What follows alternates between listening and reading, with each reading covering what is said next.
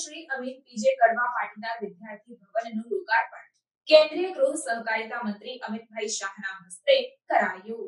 માનનીય કેન્દ્રીય ગૃહ સહકારિતા મંત્રી અમિતભાઈ શાહના વરદ હસ્તે તેમજ મુખ્યમંત્રી ભૂપેન્દ્રભાઈ પટેલની પ્રેરક ઉપસ્થિતિમાં અમદાવાદ ખાતે કુલ ₹45 કરોડના ખર્ચે નિર્માણ પામેલ શ્રી અમીન પીજે કડવા પાટીદાર વિદ્યાર્થી ભવનનું લોકાર્પણ કરવામાં આવ્યું હતું।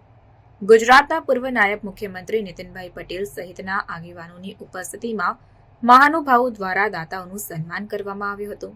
મુખ્યમંત્રીએ આ કાર્યક્રમને શિક્ષણ થકી સમાજ ઘડતરનો અવસર ગણાવતા કહ્યું હતું કે માનનીય વડાપ્રધાન નરેન્દ્રભાઈ મોદી અને કેન્દ્રીય ગૃહ સહકારિતા મંત્રી અમિતભાઈ શાહના દિશા દર્શનમાં ગુણવત્તાયુક્ત અને સુદૃઢ શિક્ષણ થકી ઉન્નત ભવિષ્યના નિર્ધાર સાથે વિકસિત ગુજરાતના નિર્માણ માટે સરકાર કટિબદ્ધ છે।